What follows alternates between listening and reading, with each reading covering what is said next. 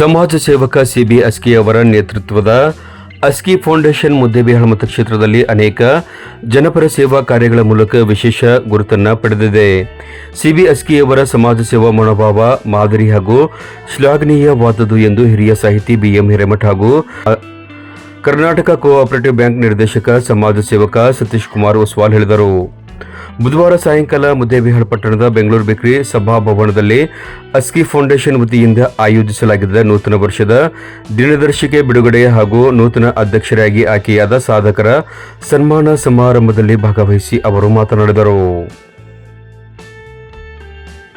ಜನರಿಗೆ ಕೊಡ್ತಾರಲ್ಲ, ಸಹಾಯ ಹಸ್ತಾನೆ ಇಡ್ತಾರಲ್ಲ, ಈ ದೃಷ್ಟಿಯಿಂದ ಅಸ್ಕಿ ಅವರಿಗೆ ನಾವೆಲ್ಲರೂ ಕೂಡಿ ಧನ್ಯವಾದವನ್ನು ಅರ್ಪಿಸೋಣ.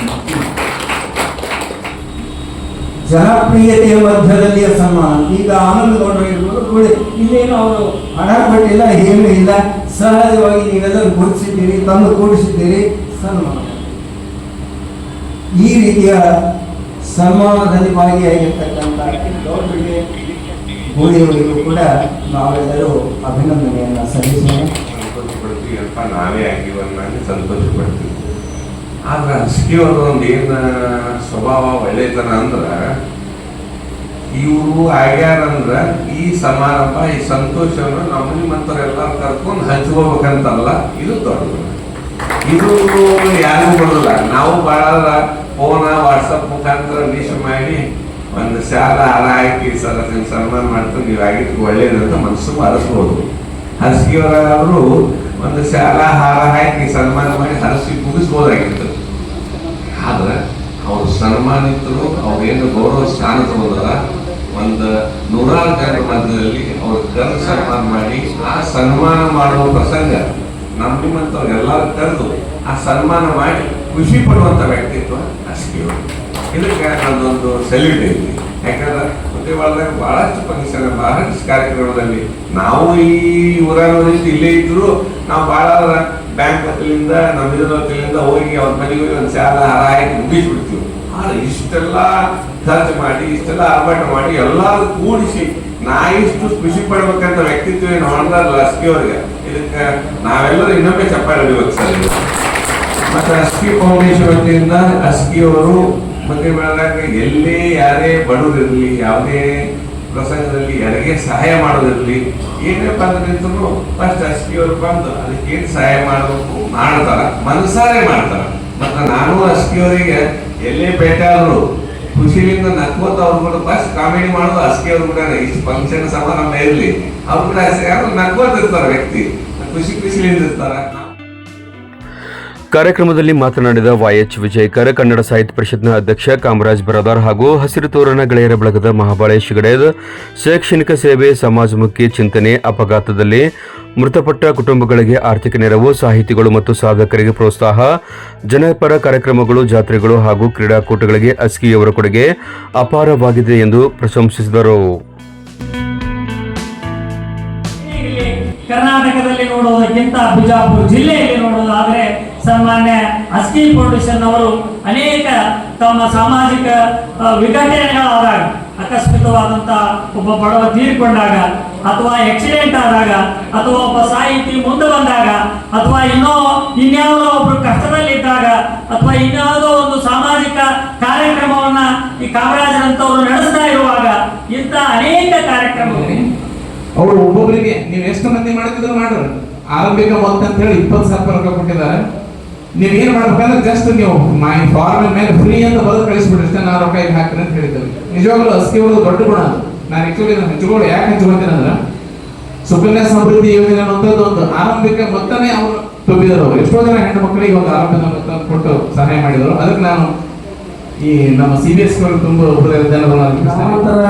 ತಾಳಿಕೋಟಿ ಭಾಗ ಇಟ್ಕೊಂಡು ಯಾವುದೇ ಜಾತ್ರೆಗಳಲ್ಲಿ, ಯಾವುದೇ ಕ್ರೀಡಾಕೂಟಗಳಲ್ಲಿ ಏನೇ ನಡೆದ್ರು ಯಾರು ಸಹಾಯ ಇರ್ತೈತಪ್ಪ ಅಂದ್ರೆ CBSE ಅವರ ಸಹಾಯ ಇರ್ತೈತಿ ಅನ್ನೋ ಮಾತನ್ನು ಹೇಳ್ತಾ, ಅದ್ರ ಜೊತೆಗೆ ಯಾರಾದರೂ ನನಗೆ ಗೊತ್ತಿರುವ ಹಾಗೆ ಯಾವುದೇ ಗುಡಿ ಗುಂಡಾರಕ್ಕಿರಲಿ, ಕ್ರೀಡಾಕೂಟಕ್ಕಿರಲಿ ನನ್ನ ಸಂಪರ್ಕ ಮಾಡಲಿ, ಅವರ ಸಂಪರ್ಕ ಮಾಡಿದಾಗೂ ಯಾರಿಗೂ ಇಲ್ಲ ಅಂತೇಳಿ ಕಳಿಸಿರುವಂಥ ಉದಾಹರಣೆಗಳನ್ನ ನಾ ಕಂಡಿರೋದಿಲ್ಲ.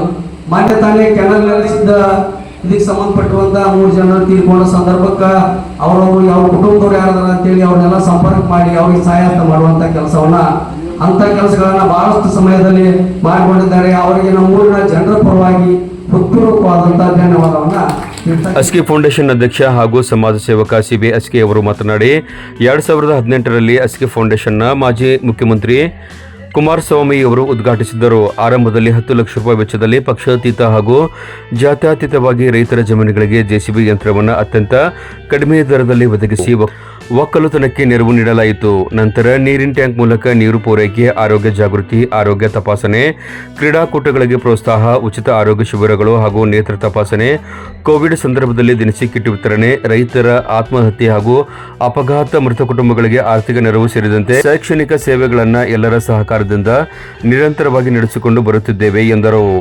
ಶೀಘ್ರದಲ್ಲೇ ತಾಲೂಕು ಮಟ್ಟದಲ್ಲಿ ಉಚಿತ ಬೃಹತ್ ಆರೋಗ್ಯ ತಪಾಸಣೆ ಶಿಬಿರವನ್ನು ಆಯೋಜಿಸಲಾಗುತ್ತದೆ ಎಂದು ತಿಳಿಸಿದರು.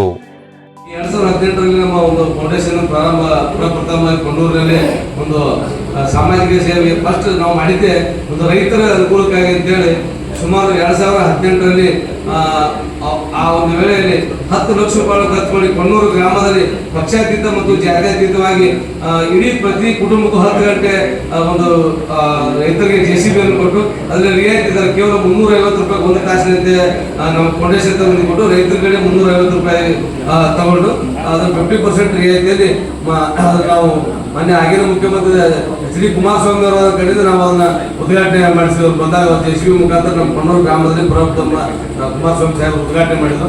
ತದನಂತರ ಮುಂದಿನ ತೀರ್ಮಾನಗಳಲ್ಲಿ ನಮ್ಮ ಗ್ರಾಮದ ಹಿರಿಯರು ಕೂಡ ಇಲ್ಲ ಹೋದ ಜೆಸಿಬಿ ಒಂದು ಲೆವಲಿಂಗ್ ಟ್ರ್ಯಾಕ್ಟರ್ ಮಾಡಬೇಕಂತ 10 ಟ್ರ್ಯಾಕ್ಟರ್ ಮಹಾರಾಷ್ಟ್ರದಲ್ಲಿ ತರಿಸಿ ನಮ್ಮೂರಲ್ಲಿ ಅದು 400 ರೂಪಾಯಿ ದರಕ್ಕೆ 50% ರಿಯಾಯಿತಿಯಲ್ಲಿ ಅದು 200 ರೂಪಾಯಿದಾಗ ಯಾವುದೇ ಜಾತಿ ಭೇದ ಪಕ್ಷ ಸಂಬಂಧ ಅದನ್ನು ಸಂಪೂರ್ಣವಾಗಿ.